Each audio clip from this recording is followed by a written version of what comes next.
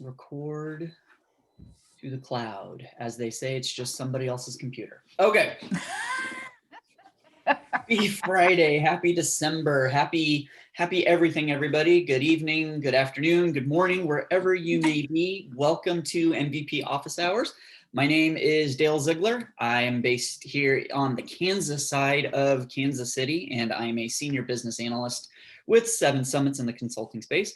With me, as always, are two of my most favoritist people in the world, Joy Shutters-Helbing and Squire Kirshner.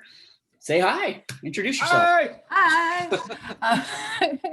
I'm Joy. I'm from the Chicago area. I'm one of the Chicago admin user group leaders, community trailblazer. We'll figure it out. But we are here to help you sort through some of the stuff that you are, dealing with. And Squire, what about you? I'm new to the call. Really excited to be part First time, long time. Yeah. I feel like you and I could probably just have the same Mad Lib and just change the name at the top. So all the same stuff, and just looking forward to help out. But you're not in Chicago. No, but Milwaukee is hop, skip, and a jump, right? We're very Midwestern. Midwestern, three of us. Exactly. Yeah, so we are on the Twitters. MVP Office Hours is our handle, and then these are each of our 3 individual handles. If you want to follow us, message us, whatever. And then MVPofficehours.info is our site for all things office hours, not just here in the States, but the international ones as well, which we will touch on here in a second. Over here on the right are links to all sorts of events in person. If you can find one, good for you. Everything obviously is virtual, but these links are pretty much as up to date as they can possibly get. Salesforce and the community at large always does a phenomenal job of keeping information on webinars and user groups and Dreamin' events and all the things updated. In particular, the Trailhead events and webinars calendar. This not only takes you to upcoming webinars on pick your content, pick your language, but also recordings as well. So if you missed the live version of it, more often than not, there's a link to the recorded version as well, so that you can go back and replay it as well. Dreamin' events, these are community-led events. Those of us here in the community, not much or any oversight from Salesforce. They are virtual if they are still happening, but we'll give you the links to those to get more information and register. I guess we're in the middle of Dreamforce. I don't know. Are we? Yeah, sort of. It's a thing, right? Yep. It's if you haven't listened to the keynote yet, and some of us have, then we're in the middle. Oh, there you go. And there are great rooms available at the Marquee. Anyway, first time ever. There are some events coming up. This Dream TX, I think, is kind of a hands-on training session, I believe, as part of Dreamforce. So if you go to dreamforce.com, you'll get more information on that. But it is the week after next, various webinars and everything. Southern Florida Dreamin' is planning on middle of February, and Dreamolay in Spain is in May. All things events, you can go to this link. And then for a local flavor, so Joy mentioned it in Chicago, Squire mentioned it in Milwaukee. I failed to mention it here in Kansas City. We're all user group leaders. If you're new to the space, if you're new to the community, the local user groups are great places to meet fellow Salesforcians, admins, developers, marketers, nonprofit, whoever. It's a great way to meet your local groups, see some of your colleagues and your peers, share content, things like that. But now that we're in a virtual world, you're not confined to your local group. So you can go to any of these links to get information on really any of the meetings. Hey, Taco. Get information on those, and even especially with the virtual meetings, you don't have to attend just your local meetings. Here in Kansas City, we have people from Phoenix, we have people from the Northeast, we have Chicago, we have Seattle, we've had India, actually. We've had some folks from India stay up, halfway around the world, halfway around the time zones. If you have the good content, if you can find the good content, go register for it, because it's a great way to just expand your network and expand your knowledge. Agreed. So global office hours, as I mentioned, it's not just here in the States, but there's also an EMEA call, Europe, Middle East, and Asia, as well as a Portuguese call. And Carlos, we love you so much, brother. We're going to let you take the mic on what you're doing there with the Portuguese call. Well, you hurt me when you introduced everybody and you didn't introduce Jason Momoa, how I spell my name, but that's all good. Sorry. It's all good. That's all good. So no, it's a great event. We have once a month in the last Thursday of the month. Even though it says Portuguese, we have people from all over the world. Believe me, there's a parts of India where they speak Portuguese. There's a parts of China where they speak Portuguese. And I invited people. We have everybody in there. I do my best to translate from Portuguese or Spanish to English and vice versa. So that's your big chance to give up, to give back to the community. Yep, absolutely. That's the huge piece. Carlos does a phenomenal job with the translation. All you need to bring is your willingness to help. That's the big thing. So definitely a great opportunity there. Thank you, Carlos. Thank you. So what are we? What are we doing here? How did we get here? So if you're new, MVP Office Hours meets normally on the first and third Fridays of the month. We threw that one in the blender in October. We're about to do it again in January, but December's a normal month. We're here today on the 4th, which is the first Friday. We'll be back at this again in 2 weeks on the 18th. We are always at 1 Central, 2 Eastern, 11 Mountain, or 11 Pacific. You can do the math. It's open Q&A. Everybody participates.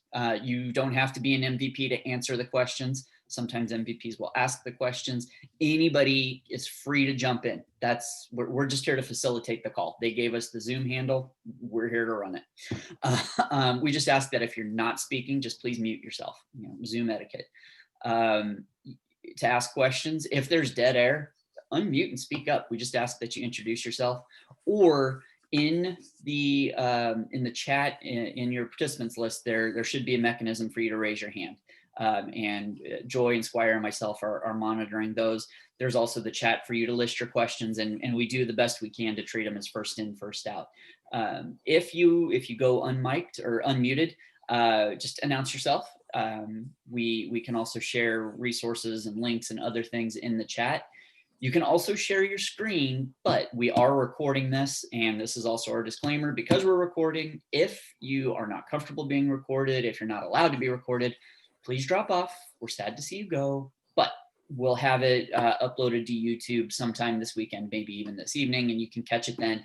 We'll share the deck, we'll share links, share it, all that kind of stuff. But if you can't be recorded, we need you to jump off. Now, the other part of that piece of being recorded is please do not share your production environment. Production should be your last possible option. Show us a dev org, show us a sandbox, show us anything but production. Just because we are recording it, and you don't want any of that data or sensitive information to be on the internets for forever, because as my kids tell me, it can't be erased. Registration, this is a static link, so you can click here anytime. Again, we're going to share the deck out. It'll be linkable. And you can get to our recordings from the community, which if you're not following the MVP Office Hours Success Group, please do. We post recordings there, as well as through Twitter and then our YouTube channel. All right, other MVPs in the room, raise your hand real quick. All right, we got Jake, I see Barb, I see Jackie, former MVP Office Hours co-host, miss you. We got Stu, we got a good crew of MVPs in this room here. All right. And as I mentioned, just because we're MVPs doesn't mean we're the only ones who can answer the questions. Anybody jump in as this conversation goes on. Before we jump into the questions, I know Rob is up first. I just wanted to call out here in the MVP Office Hours Success Group. In the last call, there was a pretty hefty conversation on email threading, the disabling of reference ID coming up here originally in the winter 21 release.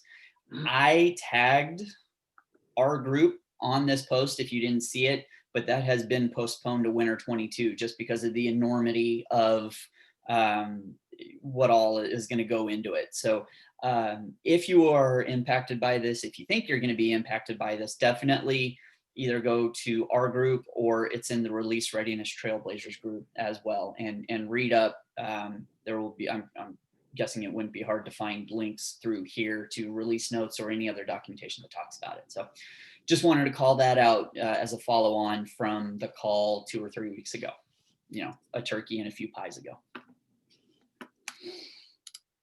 So with that, now is when I Wait, get hold Yeah. on 1 second. What? There was also, did everyone see that release notes moved? Oh yeah, good call. Good call out. Release notes moved from release notes to help. So Yes. make sure you are aware of that and you visit where you're supposed to visit, because we don't want you to be lost later. So that was kind of a big like, wait, what? Right. Directionally, I was like, what? So it moved to Salesforce Help, and I suspect that has to do with login access. And and Sprint 21 is out there as of last night. Whoa. Ooh. That wasn't supposed to come out for another 2 weeks. Well, Well, it the did. thing called the thing called GS0. Yeah. So it's right there. There you go. Merry Christmas a little early. Yeah. Excellent. Excellent. All right. So Now Dale, is when yes, I now. shut up and say, Rob, what's your question? I'm just making sure there's no other Rob here. Rob Manning, you're up. Okay. So a little bit about me. I'm a Siebel developer, but I'm becoming a Salesforce developer. I spent probably the last year or so training on Apex. Haven't spent that much time in declarative tools. So my question is in regard to Flow. My requirement is, I don't know if I mentioned I'm at UMB Bank. And the question I have is in regards to a parent-child relationship. So what, for reporting purposes, they want to get all the product families onto the opportunity so that they can report on that. So basically, can I take a flow, pull the families off the products, put them, which is single value, and put them in a multi-select on the parent with a flow?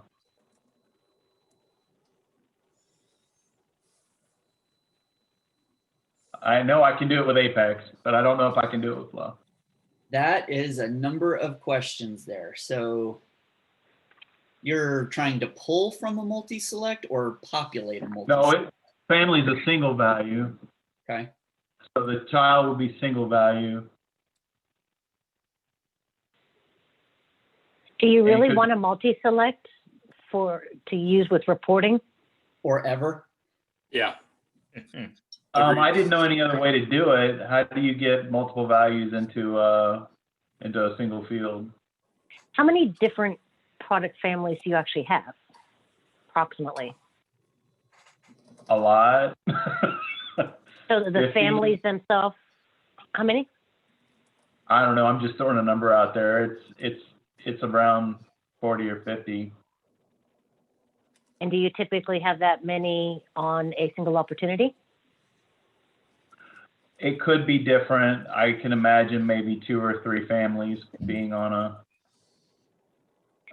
Because different we do something very similar, and what we do is we roll it up into a single field that we just pipe the values together. So we have, family A, we'll do it like a pipe, and then family B and a pipe. So you can kind of report off of it. It's not exactly the best for reporting, but at least you can see the multiple different values on the opportunity. And you could do a contains if you're doing reporting on family values or whatever. Is that something you're possibly able to show, Barb? I know, Mike, I'm putting you on the Let me spot, see if but- I have it in a dev org. I mean, if I have it in a, yeah. Yep. Barb, while you bring We that up, actually call it, go ahead. I was gonna say, we do something very similar. We roll up all of our child opportunities to our firm because we use our firm for mailings. And so we take all the opportunity names, box them into as effectively looks like a CC list on any of our outbound mailings, and do something similar. So I'm curious to see what you got as well. Yeah. Let me get So when into you one of guys my are saying bed- roll up, do you mean a roll up field? No, like we use a flow. So just to concatenate all of the names of the child records, and then we use page breaks instead of pipes, but same idea.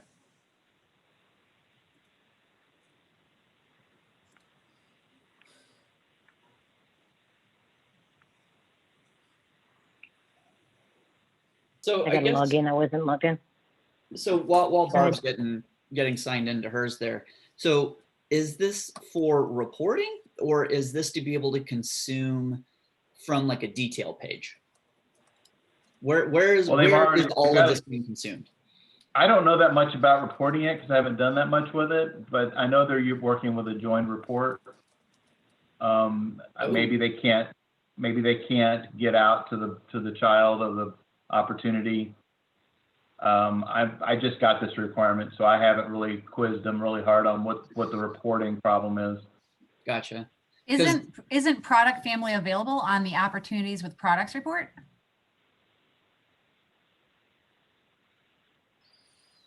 I don't know.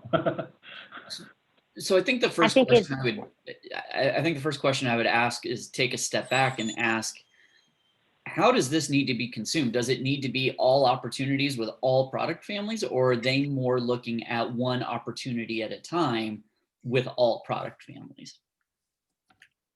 I think if you get that requirement flushed out first, that tells you, are you going with a report, or are you potentially going with either a lightning record page or a related list from opportunity, or something like that maybe is less development heavy, possibly. Okay. Because at the same time, like I mean, we've all looked at reports before where there's just a ton of information. At what point are they overcomplicating it for themselves when they say they want to see all opportunities with all product families? You know, Well, I haven't seen the report. This is a group that is coming from another Salesforce org, and we're migrating them. So we're rebuilding what they've got, but they've got everything at the parent level. They don't have the children records to deal with in their other org. So their reporting is based off of that. I don't know exactly how they're doing the report. I didn't quiz them on that. They just assumed that they needed the data at the opportunity level and asked me if I could do it. Gotcha. And that's, yeah. And so, yeah, one further question of clarification is, when they say opportunity level, do they mean a report that pivots on all opportunities, or when looking at a single opportunity? Because that could potentially drive your solution in completely different ways. I don't know how robust reporting is in Salesforce. I come from an Actuate world,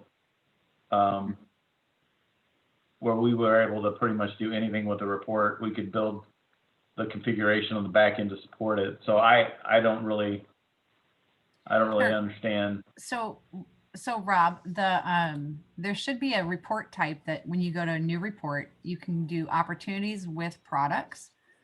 And one of the fields that's available under products is product family. And so you can start experimenting with how that works a little bit to understand it better, and see if that'll help your users out before you go the heavy coding way. Because if you go through all of that and then all they really needed was to be able to see it in a report, there's a lot of work that you could have like knocked out in less than an hour. I'm wondering too, though, if he's doing it in a joined report, if he can do the opportunities with products along with his other report type and have multiple lines.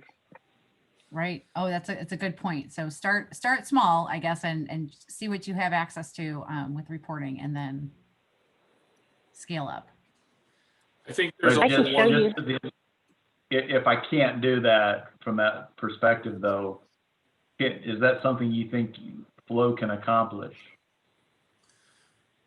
Well, I think the real question is like the answer is always yes. It's just going back to just because you can doesn't mean you should. I think the message is identifying what the actual outcome is, and then either relying on the standard reporting, which is really based on visualization, not so much aggregation. But it doesn't sound like you need to do that. And then I would go even one step further and say, you commented on other systems. If you wanted to write something custom to generate output, you can, but it's not really the value of the platform. So the push I think I'm hearing Joy and a lot of us saying is make sure you understand what their ask is. Try to do it with the native reporting tools. If using Flow adds a data point that allows you to continue to use the tools, then you're on the right track. But at no point should you say, no, we can't. It's just going to be, we can't with the tools we have, and I have to write something custom, and should we even do that? Okay, thank you. And Are you Chris? interested in seeing the Yeah, roll-up field that we created? absolutely. Please. Let's see if I can. Let me know when you can see my screen.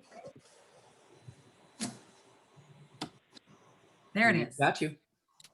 Okay, so on our opportunity page, we've renamed products to services because we're a professional services company. That's what we sell. So when we add each of the products, each product has its own family. And I've got 1, 2, 3, 4, 5 products here. And they have each belong to a different family. And let me see if I can find this. We put this down at the bottom for now because we're not.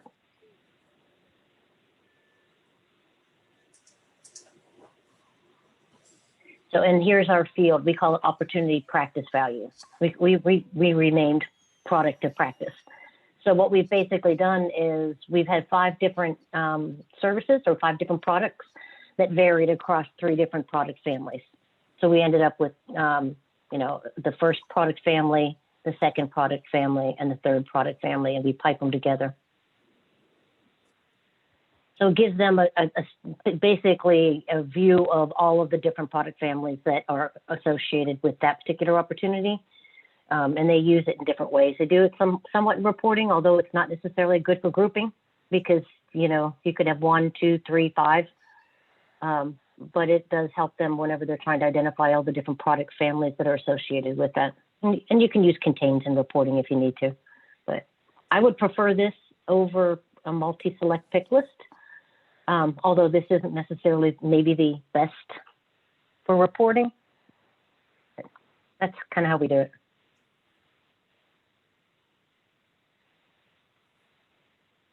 Sounds similar, just putting it into a text area though.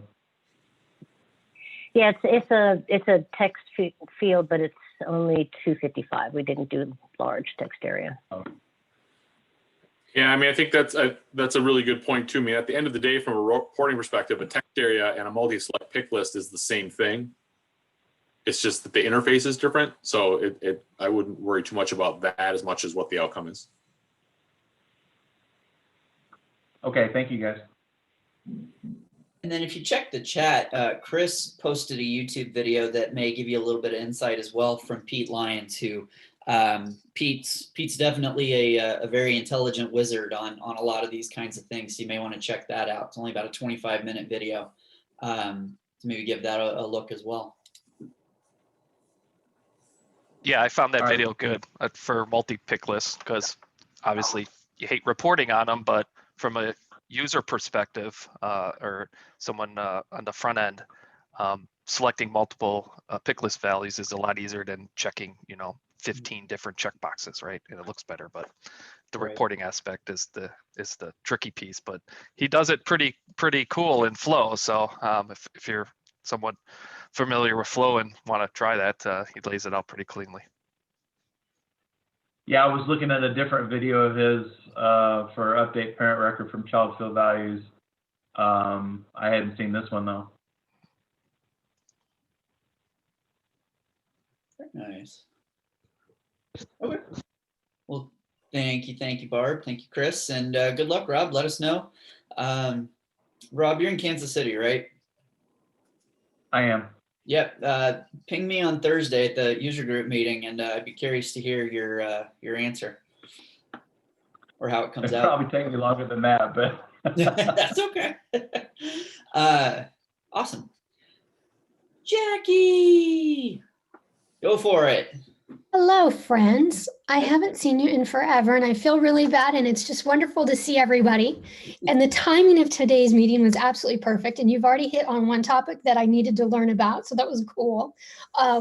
So glad to be back with you. I have a question today that is very simple, but it's just not something that we have come across or I've ever had to think about. Have you guys ever run into any issues when in Lightning changing the name of a standard app, so sales app, if you wanted to change it to, let's say, a division name? We've got a client who started building out all of their own stuff in a production environment, brand new environment, so that was okay. And then they hired us to build out other divisions. And I'm just trying to take the shortest route with renaming things because they didn't necessarily use a naming convention. So we want to parse everybody out. And I'm just curious, has anybody ever changed the name of the sales app to something else? I know you can't change the developer name. And has that ever caused you any problems before I go do it? In the past, I have cloned and done what I wanted with the cloned version of it instead of renaming it. That way you have that that base, I guess, to come back to. But I So haven't, I don't where- know long-term ramification. Okay, so where did you clone it? Because that's not an option when you go and look at in the app manager. You can Is edit it or- was it a classic app that was converted to Lightning? This was a brand new org, so it was converted, I guess, by Salesforce when they issue a new org. It's got both of them already there for you. Let's see. I don't think you can clone a classic app that was converted to a Lightning. Okay, and that's probably why. I or- can't- So big irony, I don't see the clone function anymore. And so, That must be it then. Okay.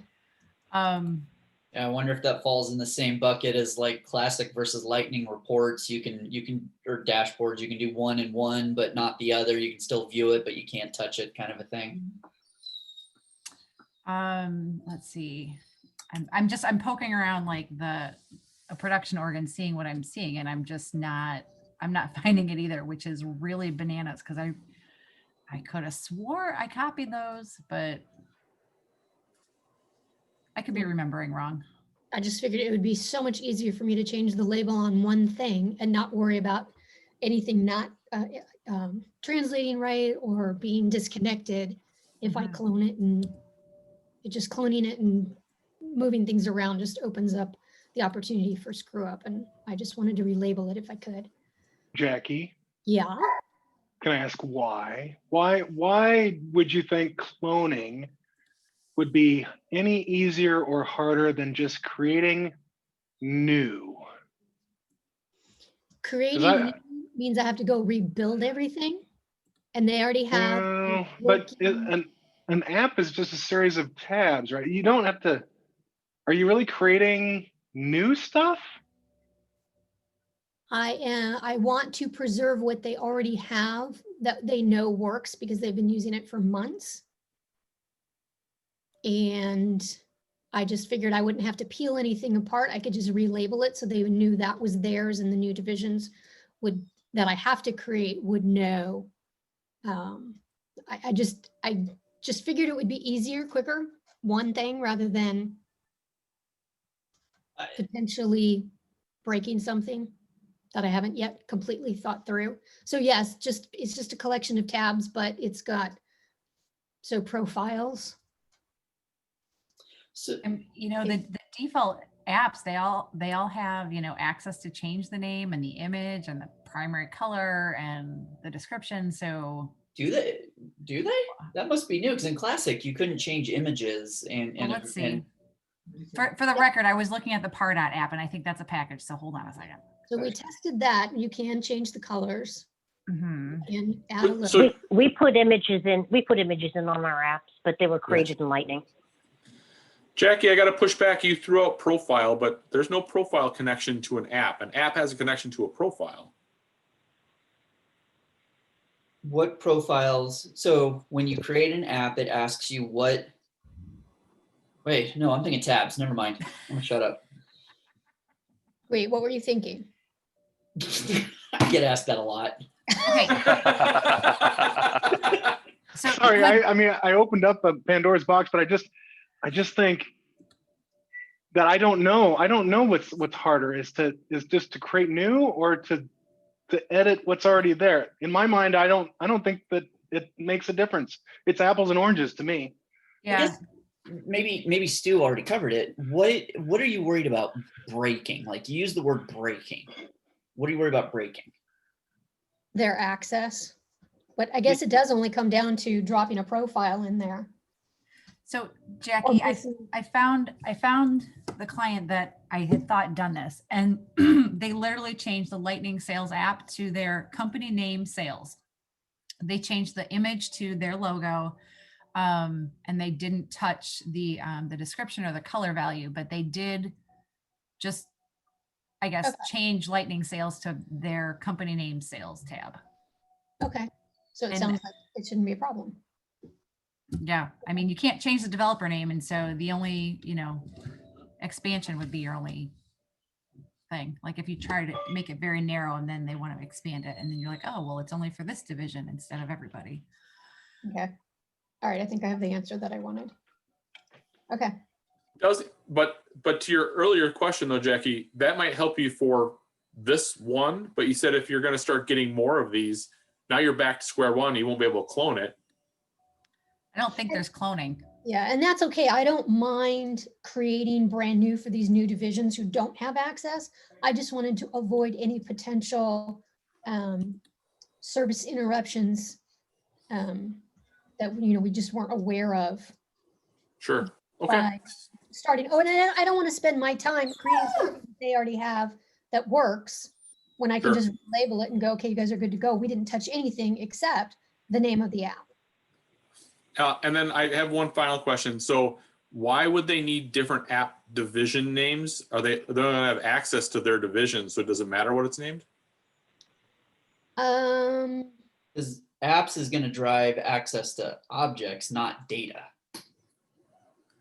Not And- drive access. Apps would be the collection of tabs, Yeah, not data granularity. Yeah, and they're going to have different access to tabs because their divisions do different things and use different objects and things. So, But Yeah. wouldn't that be driven by profile? So regardless if you have access to, say, cases, your profile says I can or can't see that tab, not the app.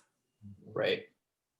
yeah, but the order of them, Okay. Or unless we allow them to reorder their own, but I was just looking for clean, what was cleanest okay. and where I'm not burning hours rebuilding something they've already built when all I I can do- guess the other end of that though, like that, I mean, that's a good point. The other end of that though is how much are they willing to spend on all the time and energy to give everybody their own shade of pink pony? At what point does the business need to be brought back into, okay, look, we're only going to create like 2 or 3 apps. We're not creating one for everybody because you have all these unique nuanced needs. Like at what point are you getting into too nuanced versus? Yeah, and it would just be probably 2 other apps. So it's not huge. It's Gotcha. not- but just to have that division. Okay, y'all have answered my question. I appreciate it. Of Thank course. you for sharing your input and challenging us with those questions because they were good. And to Joy's point, I don't think you can clone. No, I don't think so either. It must have been something else. I just found an idea out there that says to upload it, so you can't clone custom apps in Lightning. All right, thank you. Maybe we could do it in Classic, and that's where my old admin's thinking. I don't even know. So like to that's the Sinbad effect. If you remember the comedian, the actor Sinbad, everybody swears he was in a movie where he was a genie. Turns out he wasn't. Go look Come at it. on. Go Google it. He wasn't. But everybody what- thinks he was. I swear he was, but he wasn't. You know you saw it. but you didn't because it's not a thing. Yeah, what is it there's an effect that is. It's like the Monopoly guy doesn't actually have a monocle or something like that. And Yeah, same thing. Yeah. The planner's peanut guy does. All right, what's our next question?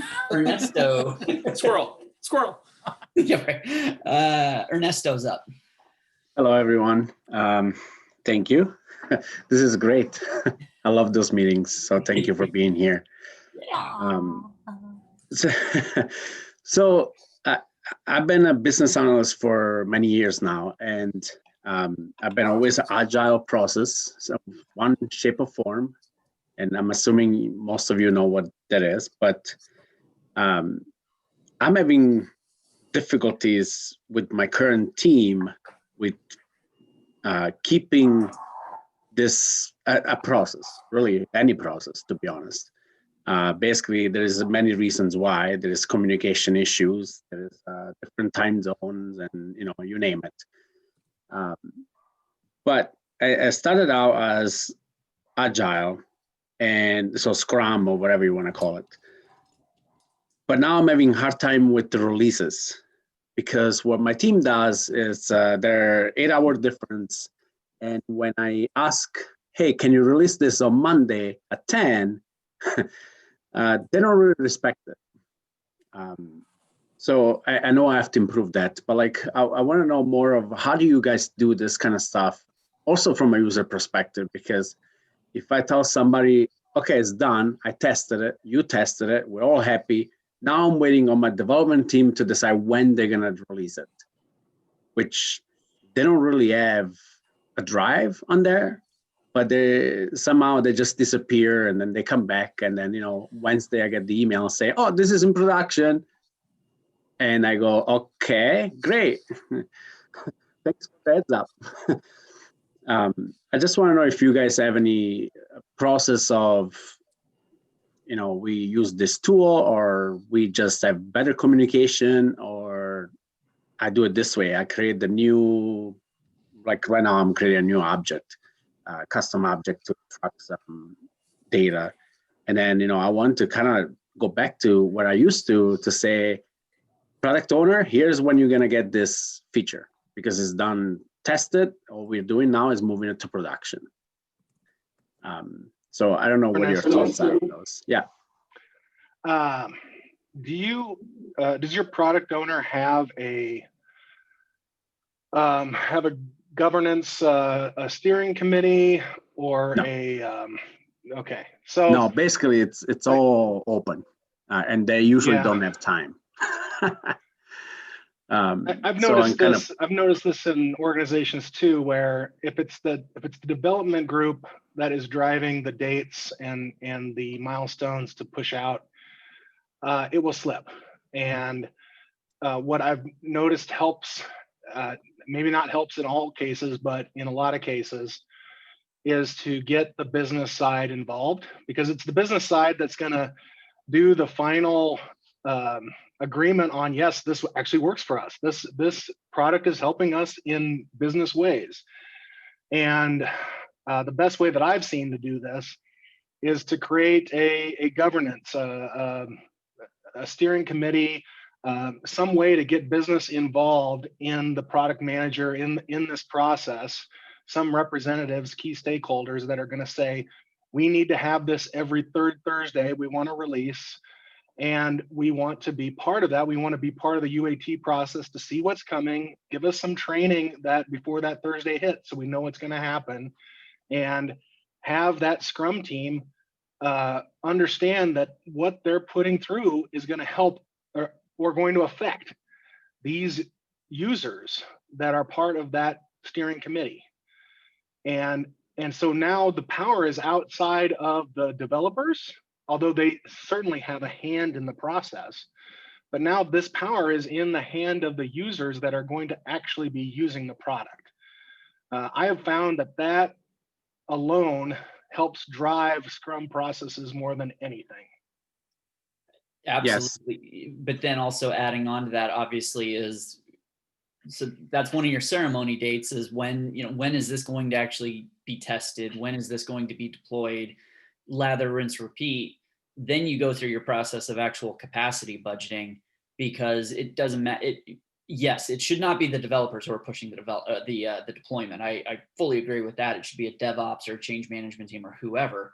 But if the developers don't have enough capacity to develop the stuff by a certain point in time, if the BA doesn't, if you as the BA, because I'm a fellow BA as well, if we don't have the time to flush out the proper requirements, groom the user stories, to tell the developers what work to do, we have a problem.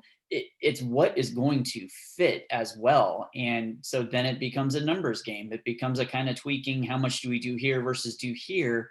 That kind of also drives how much work can be done. I guess the problem is, what is keeping them from hitting their targets today? I think Besides just not wanting to. I think I just figured it out. The Okay. problem there is that they do a lot of the release of the new things in production manually. Oh, So That's its own problem. I guess my focus question is this: do you always just use the deploy tool for everything in Salesforce, or do you actually go? So for example, if I create a report, sometimes maybe I can just go faster if I create the report in test and then create a report in production. So there is no deployment. I'm It pretty much depends. creating the same thing twice. Uh, Which is, I'm not saying this is the right way, but yeah, no, that's fine. It depends on what your risk level is. If your risk is so low Right. that doing it in production doesn't matter, that's fine. However, whatever you put in production must go into a change log somewhere. You need to have an audit log of everything you do in your Salesforce org, and it has to be agreed upon by the whole development team, the BA, the product manager, the Scrum. You all have to understand that anything you put into production needs to go into this audit log, this change log, because at some point in time, 6 months, 9 months, 2 Mhm. years from now, Yeah. some vice president somewhere is going to come down and say, who put this in the software?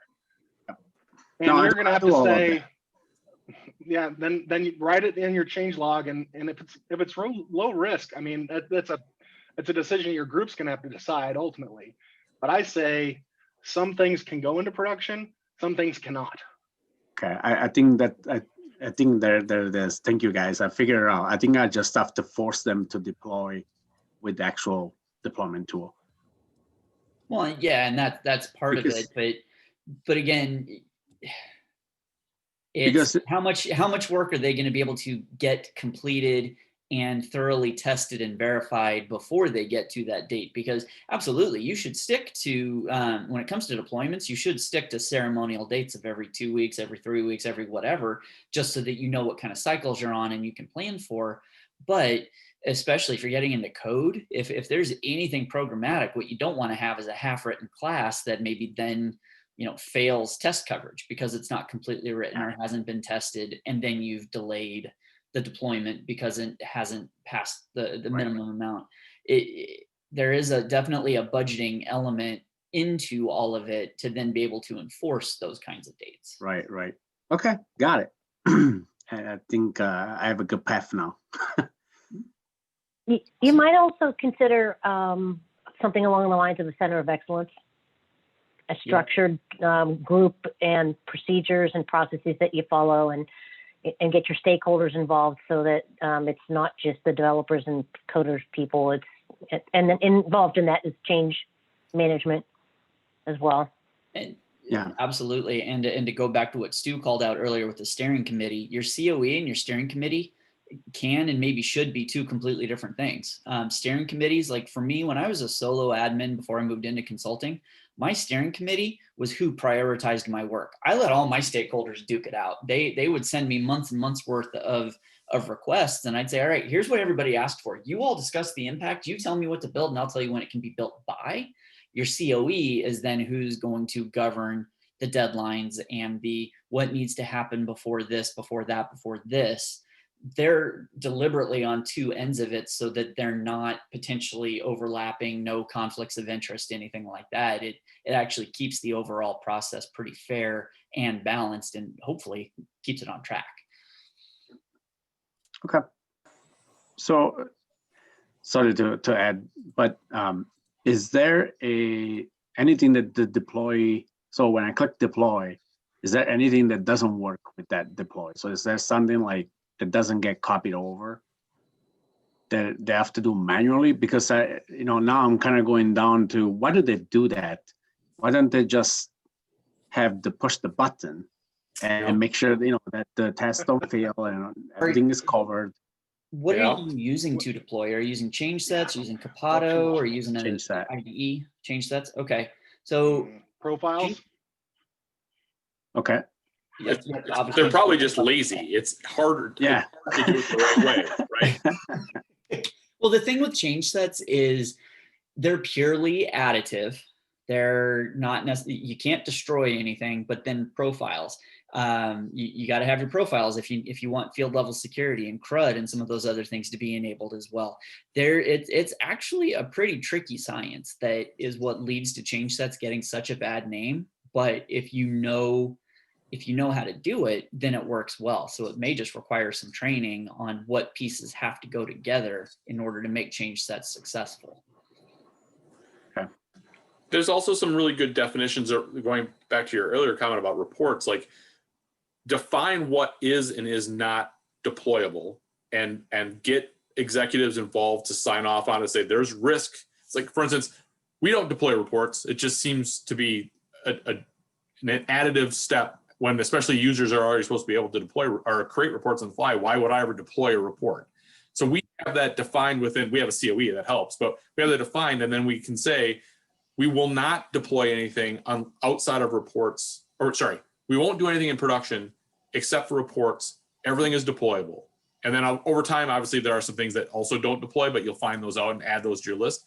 But having that definition, having an executive of some sort support you in that decision, and having some outcomes to be able to say, hey, you're doing stuff in prod, there's risk, that's an issue, that all builds. And it's not as easy as just me rambling like I am, but it's important. How much of this do you have? I mean, how much of this do you have documented or visualized? Because really, it's the visualization of the process. Like I was trying to pull this up, and this is probably going to scare the crap out of absolutely everybody, but this is me having done government work before. The Agile release train. It's oh, come on. Faster, faster, faster. Yeah, the train's going kind of slow. It's loaded up with diesel right now. Well, anyway, that was a bad example. Sorry, I was on the fly. But if there's a good understanding of what feeds what loops back, what leads to what or whatever, nobody wants to read words. Nobody wants to see bullet points. The visual is going to be the best thing. Then with a chronology timeline on it that says on day 1 of a 15-day sprint, we do this. On day 2, we do this. On day 14, we do that. That's what gets the buy-in. That's what gets the adherence. Yeah. Okay. Thank you. Yeah. I do have, a lot of knowledge on that. I think I just have to figure out how to transfer it to. That's the thing is, I mean, no doubt at all that you know how all of this works. It's getting everybody that you're dependent on for the thumbs up of success to get to understand it. All right. Thank you, guys. Yeah. Anytime. Who's next?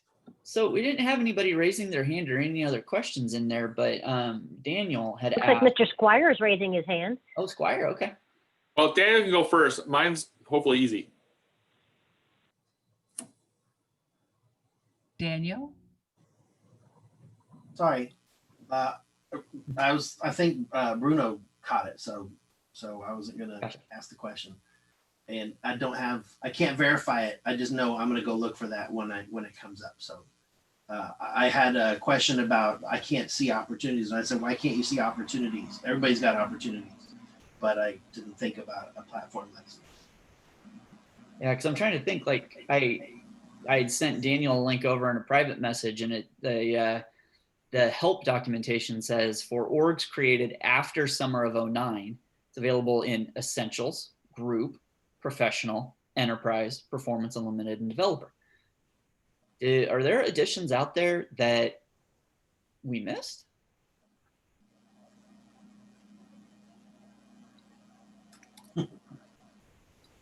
I don't so. know. That feels like a pretty Sorry, comprehensive list. Daniel, did you say you can't see opportunities and others can? That's different. It was on a phone call, and I'm trying to walk him through it, and I don't have access to his org. So there's a lot not going on there. So, but he does not have opportunities, and I said, sure you do. It's probably just been renamed. And we searched under API name, and it wasn't there. But I did not think to look at what license he had. I mean, he could also, maybe they're not sharing the opportunities to that profile, unless he's a systems admin. He's sysadmin. Oh, okay. Then could be that he's using a platform license, exactly. So the third or fourth link from the bottom of the chat goes back to the Sinbad Shazam theory. I think you just need to send that over and have them ponder it for a little bit. Just make absolutely sure. Tell me I'm wrong. I cannot. I think if anyone just send that link like mistakenly to anyone, like if they have a question for you, and then just wait, and it'll buy you at least 20 minutes. Exactly. They may not call you back. Problem solved. Yeah. Squire, what was your Which question? could be a good thing. Because Mike Troy has a question too. Oh, I didn't. Squire did. Oh, yeah. Oh yeah, Squire. Mine's really quick. So I'm struggling with a business presentation to one of our groups. I need to somehow, without rambling poetically like we do about Salesforce, I need to help them understand why a Sales Cloud license is better than a platform license. And I can't find a good user-facing document to help with that. Access to opportunities. Opportunities and leads. So, but like Campaigns, do they do marketing? You can't get to campaigns with a platform license. well, so I guess what the challenge is that Lead. if I say to you, pretend you don't know anything about Salesforce, and I go, well, if you use the Sales Cloud, you get leads and opportunities and campaigns, and they go, so? And so I have to try to turn that into like value that I also am not willing to rebuild with a platform license. And that's the jump. The list of things is easy. The why and like kind of the sausage making is. So I guess the question is this, they're not selling anything? They don't have any lead generation? Like, Yeah. or is their plan to rebuild standard objects? Yeah. And then, but here's the thing, like scalability wise, like they're going to grow and then they're, oh crap, gonna have Yeah. 2 opportunity objects, 2 lead objects, and one's gonna be custom and one's gonna be standard, and everything, it doesn't work the way it's supposed to. And so it's the overall platform drawing of with lead, you Technical get the debt. ability. What? Technical debt. Well, it's technical debt, but it's also leads aren't just leads. Opportunities aren't just opportunities. Leads allow you to have the conversion process into accounts, contacts, Right. opportunities. They're Should you special. go? Opportunities get you into forecasting and CPQ and all the other like next level things. Yeah.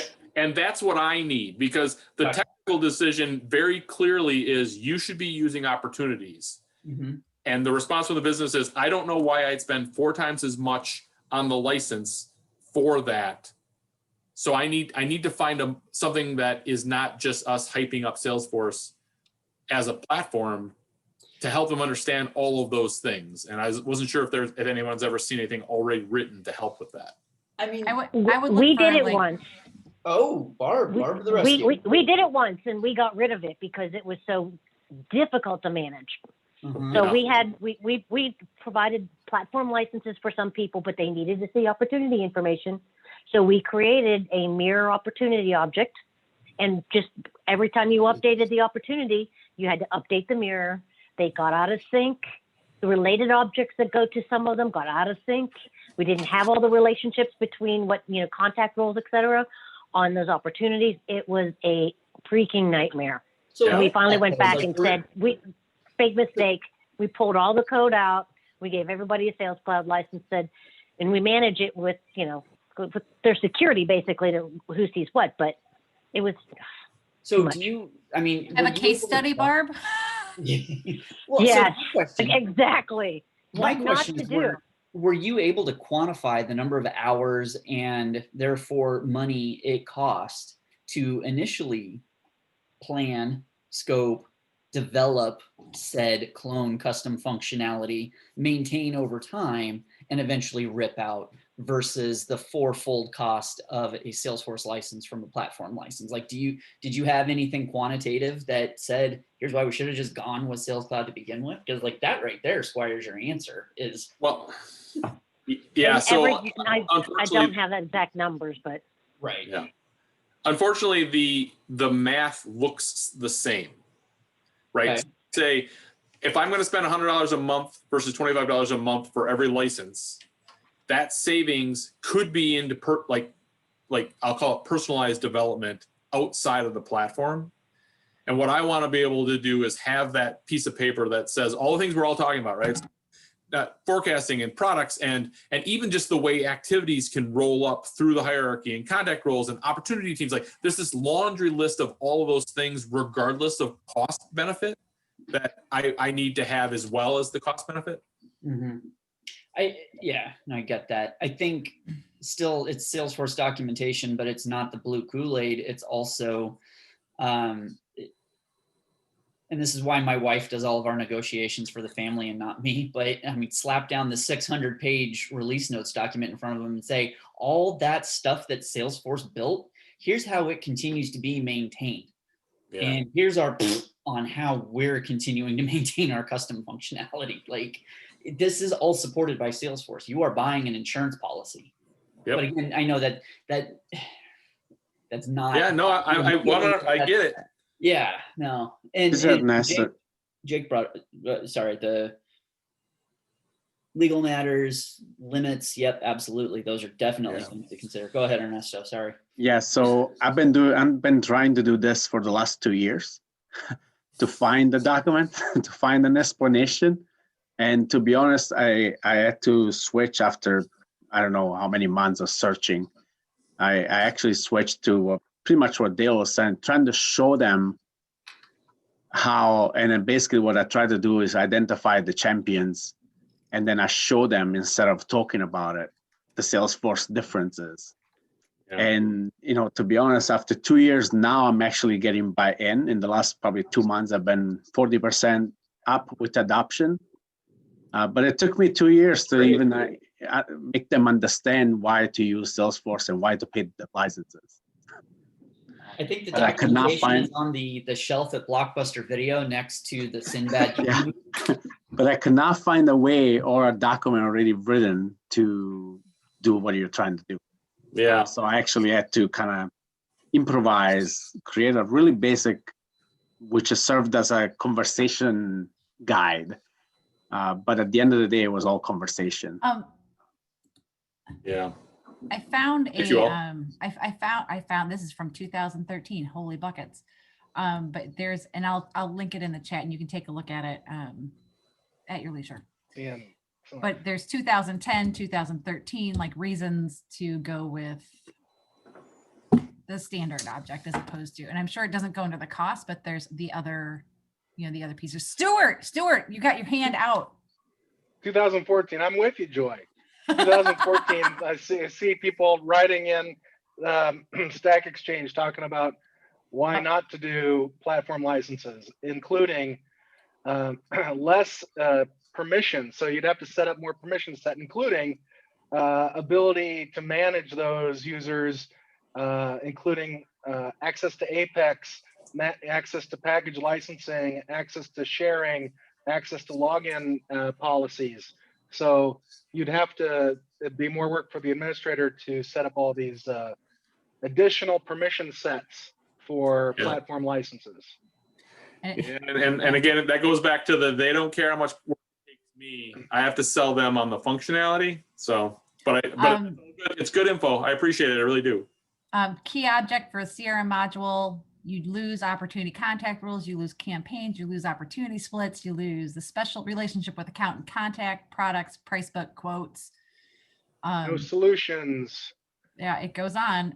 David Liu says, for all that is sacred, almost as bad as multi-pick. From Give them Excel. Yeah. Oh my gosh. So there's a lot going on. I think you just need to quantify it, right? Just need to. Yeah, I say it like we've not all had to deal with it, but I really do appreciate everyone's responses. It's good stuff. I think everyone in this room totally gets it. It's just always that one outlying business partner that has no idea what they're asking for. So Maybe Barb can be a special guest. I'd be happy. You Or know, maybe you can just post this clip of this this recording and all of our brains going, what? yeah, right. I was thinking Yeah. about something else for Ernesto. Yep. You know, you might want to do some deep dives with your developers and just find out more information about what specifically is causing problems for them to hit the dates. My initial response is always to come after people with whips and say, "Get the job done, you idiot." But then I take a break and I think, well, actually, there might be some issue or something that they're having that I can be more of a gentle heart with those people. And so if there is some barrier that's causing them difficulty, maybe come after them with more of a gentle tone and say, how can we remove those barriers? If it is something with change sets, what can we do to make that easier for you so you can hit your targets? If it needs to be done every Thursday morning, what should we do to make that happen? Right. No and drinking I think, Wednesday night. right. And I think my problem is actually the opposite, that I've been too gentle and too nice to them. Okay, then go after them with a whip. That's my first thing I want to do. Come yeah, on, you and I actually moron. just did not too long ago, and they got better. But you know, I still have, and then, yeah, it's you have to give them a nudge. But at the end of the day, it's you know, I can't get you're this too one nice. to You're dial giving them a in. nudge.